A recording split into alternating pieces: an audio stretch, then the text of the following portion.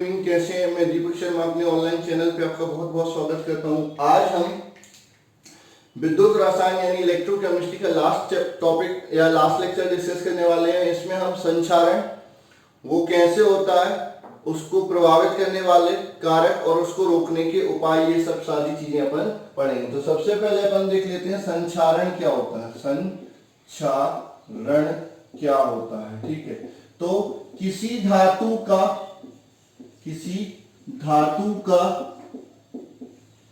वायुमंडलीय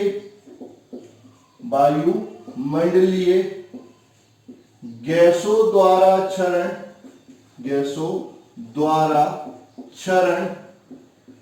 या उसकी सतह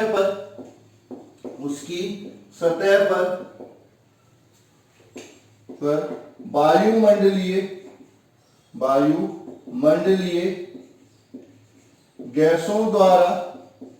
गैसों द्वारा अवांछनीय यौगिक का निर्माण संचारण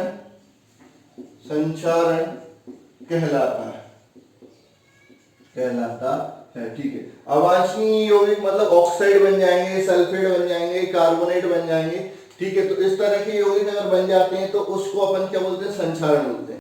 संचारण लगभग सभी धातुओं में होता है, लोहे में भी होता है, जस्ते में भी होता है, तांबे में भी होता है, चांदी में भी होता है। लेकिन जो अक्रिय धातु होती है उनमें संचारण की दर बहुत कम होती है, ठीक है। चांदी काली पड़ जाती है, आपने देखा होगा, उसमें सल्फाइड की एक परत बन जाती है, इसलिए वो काली पड़ जाती है। आपने देखा होगा तांबा हरा हो जाता है क्योंकि उसमें कार्बोनेट की परत बन जाती है, इसलिए वो हरा हो जाता है। और लोहे का तो आप जानते हैं, जंग लगना सबसे कॉमन उदाहरण है, ठीक है। तो उदाहरण के तौर पर जंग लगना, ठीक है। अब बात आती है कि सर ये संचारण को हम विद्युत रसायन में क्यों पढ़ रहे हैं, क्योंकि जंग लगना एक क्या है, एक विद्युत रसायन प्रक्रिया है, ठीक है। तो अपन जंग की प्रक्रिया या जंग एक विद्युत रासायनिक प्रक्रिया में इसको समझते हैं, ठीक है। तो अपन बात करें मैकेनिज्म ऑफ रस्ट यानी जंग की प्रक्रिया या जंग एक विद्युत रासायनिक प्रक्रिया, ठीक है। तो जंग लगना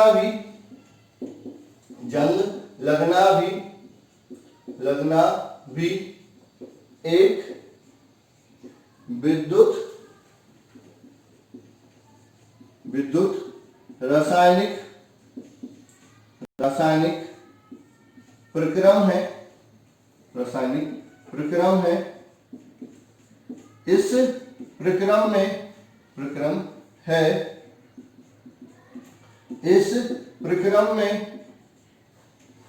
इस प्रक्रम में जो रिडॉक्स अभिक्रिया होती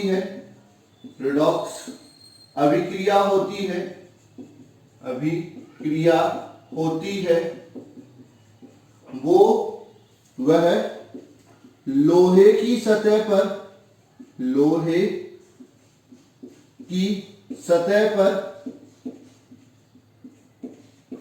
विद्युत सेल का निर्माण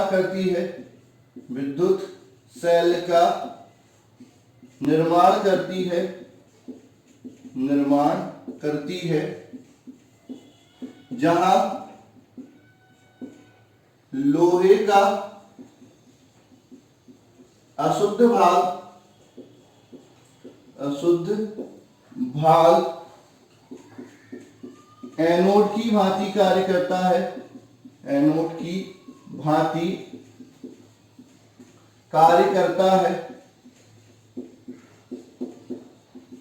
तथा लोहे का शुद्ध भाग कैथोड की भांति कार्य करता है, भांति कार्य करता है, ठीक है। आर्द्रता की उपस्थिति में, आर्द्रता की उपस्थिति में वायु विद्युत अपघट्य की भांति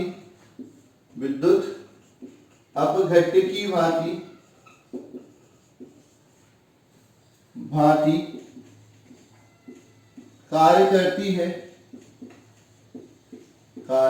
करती है। जंग लगना एक विद्युत रासायनिक प्रक्रम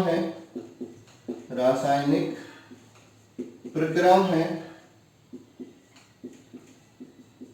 इसे निम्न पदों में समझाया जा सकता है, ठीक है। समझ लो क्या हुआ, मैंने अभी तक क्या बोला। मैंने ये बोला कि पहली बात तो संचारण समझा दिया। संचारण क्या होता है कि जब किसी धातु को वायुमंडल में खुला छोड़ दिया जाता है तो वायुमंडलीय गैसें उस पर क्रिया करके क्या बनाती हैं, अवांछनीय यौगिक बना लेती हैं। जैसे आपका सल्फाइड, ऑक्साइड, कार्बोनेट आदि बना देती है, जिससे धातु का क्या होने लगता है, क्षरण होने लगता है, ठीक है। तो इसको अपन क्या बोलते हैं, संचारण कहते हैं। संचारण में कई चीजें होती हैं, आपका तांबे का हरा पड़ना, आपका चांदी का काला पड़ना, लोहे पे जंग लगना, ये सब संचारण में आ जाता है। तो सबसे जो कॉमन है आपका क्या संचारण में, वो है लोहे पर जंग लगना, ठीक है। अब लोहे पर जब जंग लगती है तो वो विद्युत रासायनिक प्रक्रम की भांति लगती है, जिसमें आपका जो शुद्ध भाग होता है वो कैथोड की भांति कार्य करता है और जो अशुद्ध भाग होता है वो एनोड की भांति कार्य करता है, ठीक है। अब ये जो है, और आर्द्रता की उपस्थिति में जो वायु होती है वो विद्युत अपघट्य की भांति कार्य करती है। अब हमको ये बताना है कि विद्युत रासायनिक जंग लगना एक विद्युत रासायनिक प्रक्रम है, तो उसको अपन निम्न पदों में बता रहे हैं, ठीक है। सबसे पहला क्या होता है,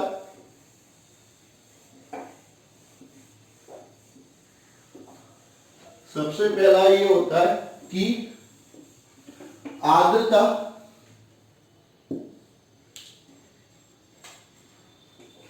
पहला पद, ठीक है। सतह पर उपस्थित जल वाष्प वायु से कार्बन डाइऑक्साइड को विलय कर कार्बनिक अम्ल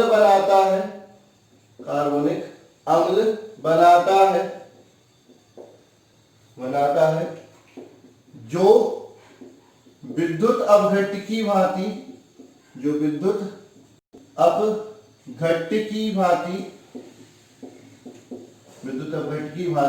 कार्य करता है, ठीक है। तो पहला पद क्या हुआ, पानी ने किसको विलय कर दिया, कार्बन डाइऑक्साइड को विलय कर दिया और क्या बना लिया, कार्बनिक अम्ल बना लिया, ठीक है। ये आपका क्या करता है, विद्युत अपघट्य की भांति कार्य करता है। ये आयनित हो जाता है और क्या देता है, twice of H plus ion plus CO3 2 minus ion दे देता है। ये आपका पहला पद हो गया, ठीक है। अब ये जो सल्फर डाइऑक्साइड के कारण भी ये H प्लस आयन उत्पन्न हो सकते हैं, जरूरी नहीं कार्बन डाइऑक्साइड के ही कारण उत्पन्न हो, ठीक है। दूसरा पद आता है, जब लोहा H प्लस आयन तथा विलय ऑक्सीजन की उपस्थिति में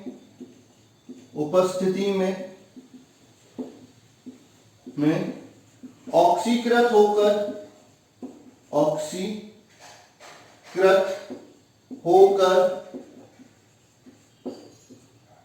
Fe2 प्लस आयन बनाता है, तो लोहे के लोहे के इस भाग को एनोड कहा जाता है। ठीक है, यहाँ पर आपका लोहे का ऑक्सीकरण हो गया एनोड पर। ठीक है, तो आपका क्या होगा Fe किसकी प्रेजेंस में, H प्लस आयन और ऑक्सीजन की प्रेजेंस में। ठीक है, तो Fe किस में परिवर्तित हो जाता है, ठीक है, Fe परिवर्तित हो जाता है Fe2 प्लस में और 2 इलेक्ट्रॉन निकाल देता है। ठीक है, अब ये जो इलेक्ट्रॉन है वो धातु से स्थानांतरित होकर दूसरी ओर चले जाते हैं। यह इलेक्ट्रॉन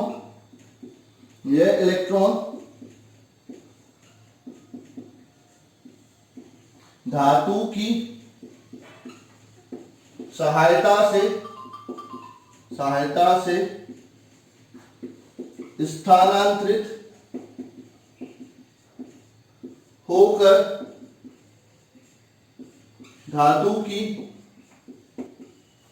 दूसरी ओर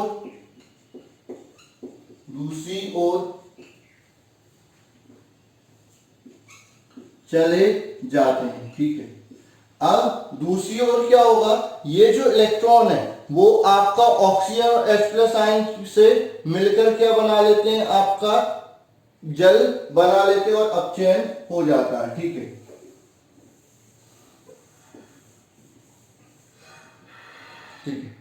जहां पर तो तीसरा स्टेप आएगा, यह इलेक्ट्रॉन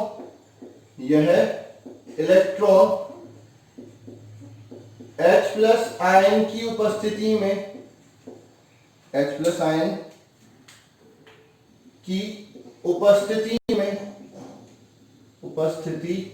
में ऑक्सीजन को अपचयित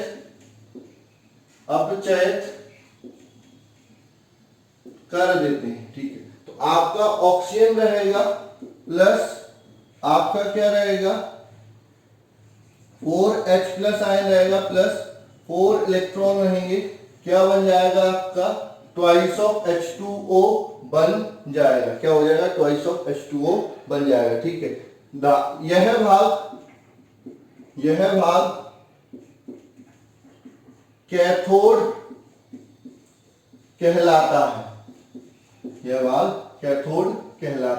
है। ठीक है, तो ओवरऑल रिएक्शन आपकी जो होगी वो क्या हो जाएगी, ओवरऑल रिएक्शन दोनों को मिला दो, ये एनोड और ये कैथोड, तो ये हो जाएगी Fe ट्वाइस, क्योंकि 4 इलेक्ट्रॉन चाहिए, plus O2 plus 4H plus ion, क्या बन जाएगा twice of Fe2 plus H2O बन जाएगा। ये आपका ओवरऑल अभिक्रिया हो गई। ठीक है, दोनों को जोड़ के। अब जो फेरस आयन है, जो Fe2 प्लस आयन बना है, वो क्या करता है, H प्लस आयन की उपस्थिति में ऑक्सीजन के साथ क्रिया करके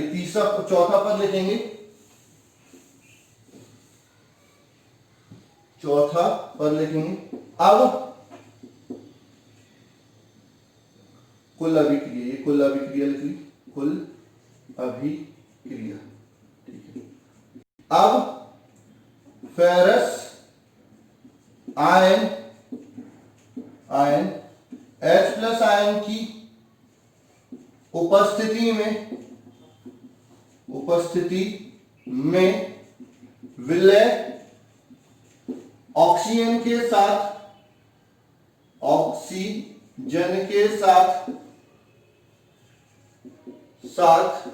क्रिया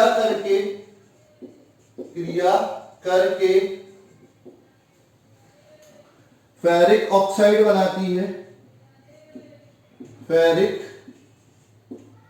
फेरिक ऑक्साइड बनाती है। ठीक है, तो आपका क्या हो जाएगा, कुछ नहीं, आपका ट्वाइस ऑफ या 4 times of Fe2 plus ion ले लिया, प्लस ये रिएक्शन करेगा किससे, O2 से, किसकी प्रेजेंस में, 4 टाइम्स ऑफ H2O की प्रेजेंस में, क्या बनाएगा ट्वाइस ऑफ Fe2O3 बनाएगा, प्लस 8H प्लस आयन निकाल देगा। ठीक है, तो ये फेरिक ऑक्साइड बन गया। ठीक है, अब ये फेरिक ऑक्साइड जल के साथ मिलकर क्या बना लेता है, जंग का निर्माण कर लेता है। ठीक है, पांचवा पद आएगा, यह है फेरिक ऑक्साइड, फेरिक ऑक्साइड जल के साथ संयोजित होकर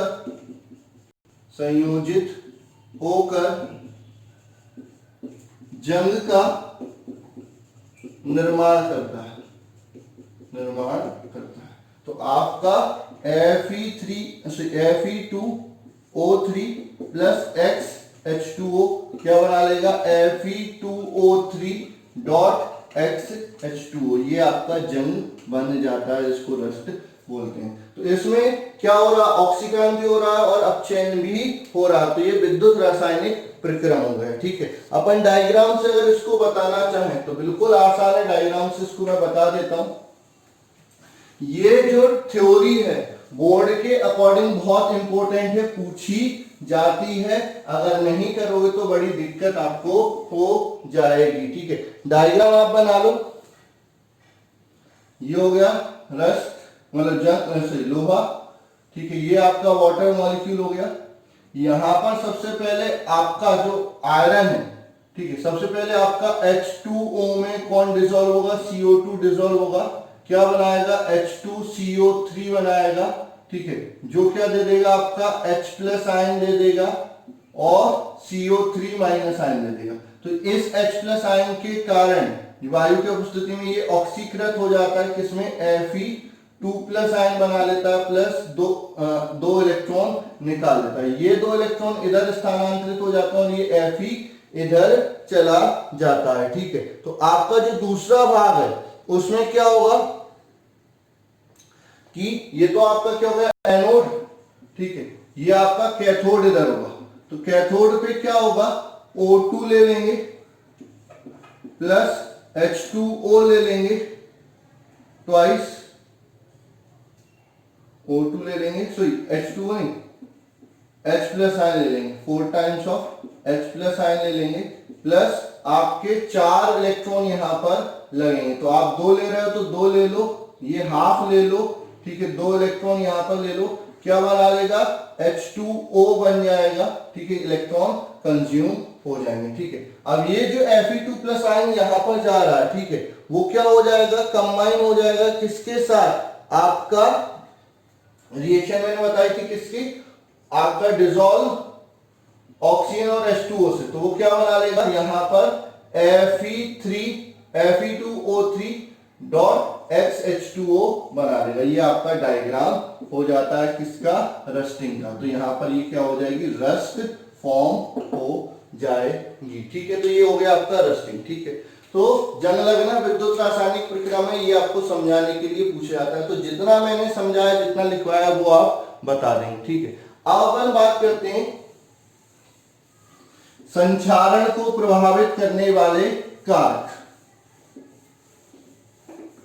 अगली हेडिंग लिखेंगे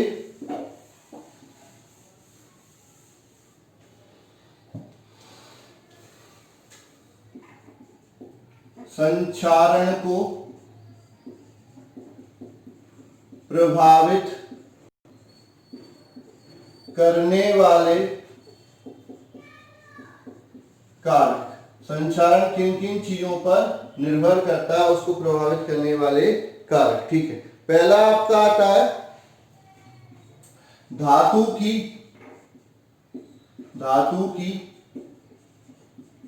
क्रियाशीलता पर। ठीक है, तो ये सीधी सी बात है, जो धातु जितनी अधिक क्रियाशील होगी उसका संचारण उतनी तेजी से होगा, और जो धातु कम क्रियाशील होगी उसका संचारण क्या हो जाएगा, कम दर से होगा। ठीक है, दूसरा होगा अशुद्धि की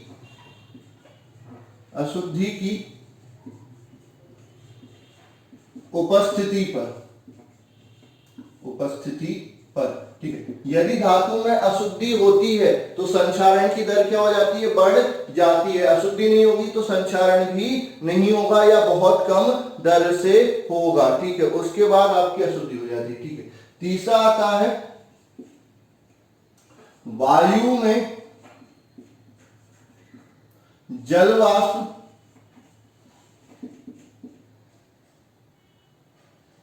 वायु एवं जल वाष्प की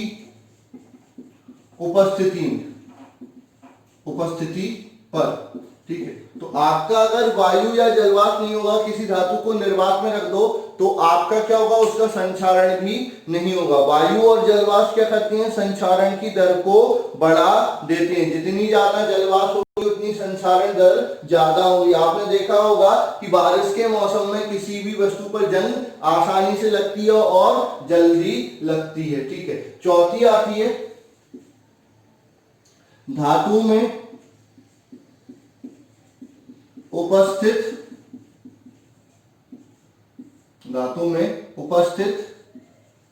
विकृति पर, ठीक है।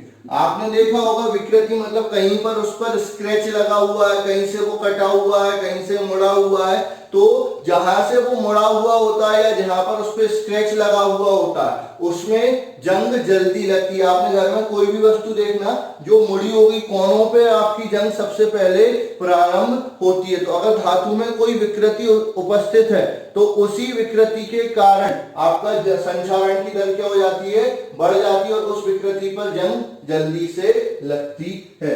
पांचवा आता है विद्युत अपघट्य की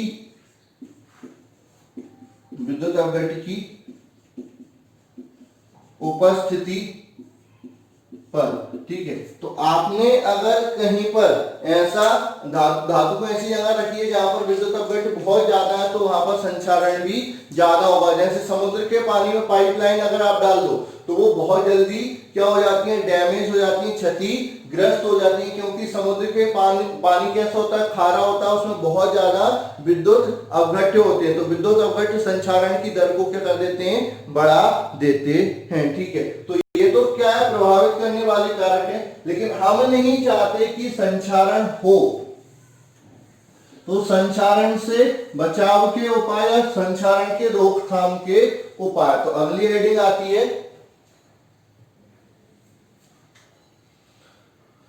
संक्षारण से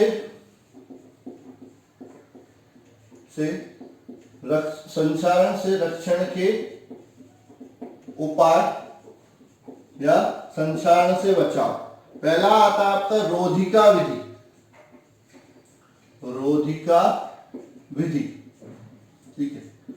रोधिका विधि में क्या करते हैं, इस विधि में हम धातु की सतह पर किसी अन्य पदार्थ की परत चढ़ा देते हैं जिससे वायुमंडलीय गैसेस धातु की सतह के संपर्क में ही ना आ पाए, ठीक है। इस विधि को हम क्या बोलते हैं, रोधिका विधि कहते हैं। जैसे कि धातु की सतह पर क्या लगा दो, पेंट लगा दो, ठीक है। धातु की सतह पर ऑयल या ग्रीस लगा दो, या धातु की सतह पर जंगरोधी पदार्थ की एक और परत चढ़ा दो, तो ये आपकी क्या होती है, रोधिका विधि में आती हैं, ठीक है। उसके बाद आपका आता है दूसरा जो मेथड आता है, इसमें 3-4 लिख सकते हो।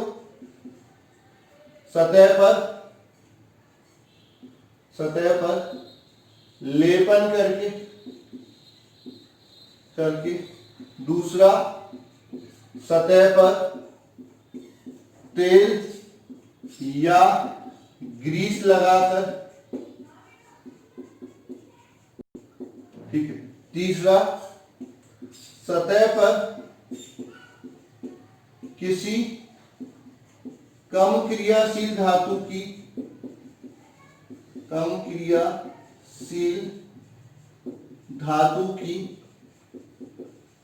परत चढ़ाकर। चौथा जंगरोधी पदार्थ की परत चढ़ाकर, ठीक है। उसके बाद आपका आता है दूसरा आता है क्या, बलिदानी विधि, ठीक है। इसमें क्या करते हैं, इसमें धातु पर उससे अधिक क्रियाशील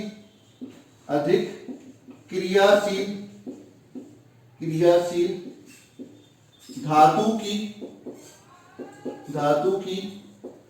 परत चढ़ा देते हैं जिसके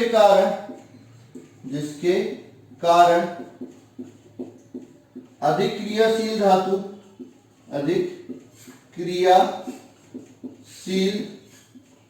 धातु अपचयित हो जाती है,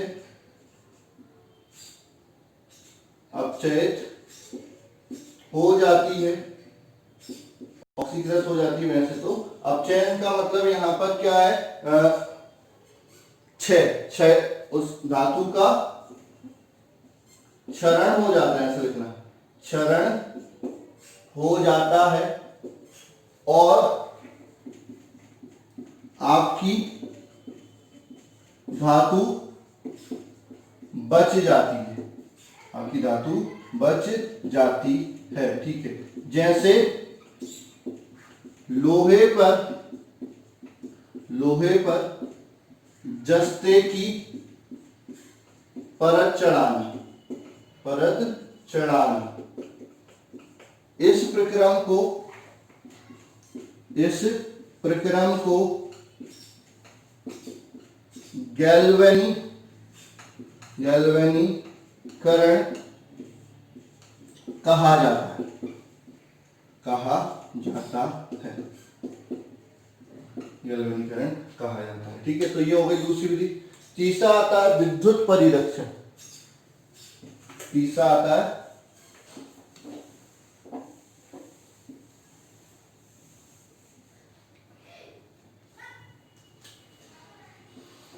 विद्युत परिरक्षण, इसमें धातु को तार की सहायता से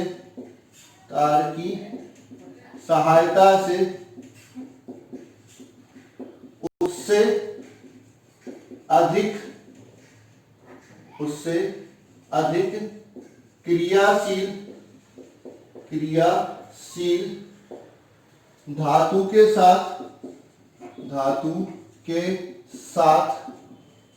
जोड़ दिया जाता है, तो ऑक्सीकरण के लिए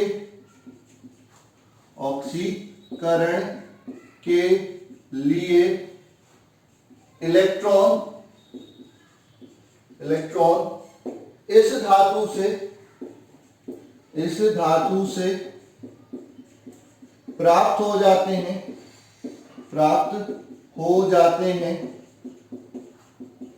और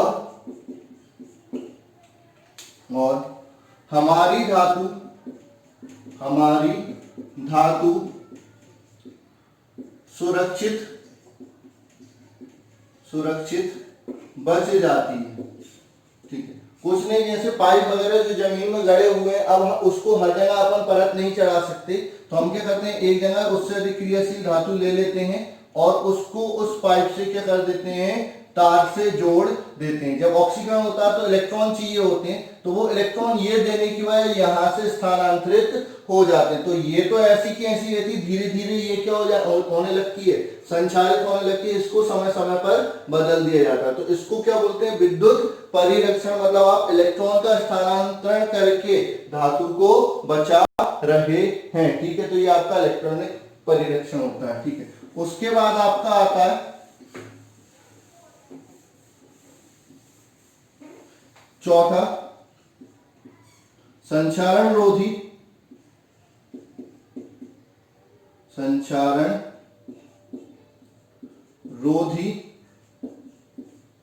पदार्थ की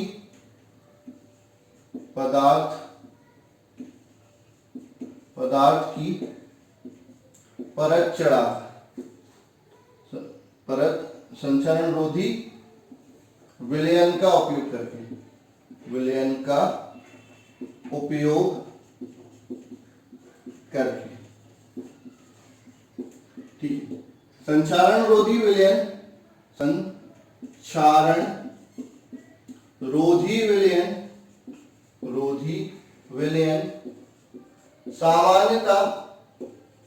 सामान्यतः संचारण रोधी विलयन सामान्यतः क्षारीय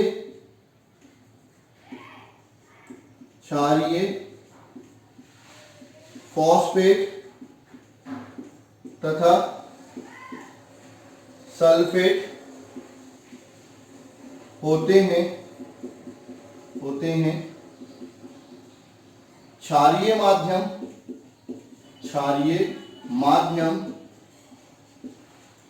H+ आयन को समाप्त कर देता है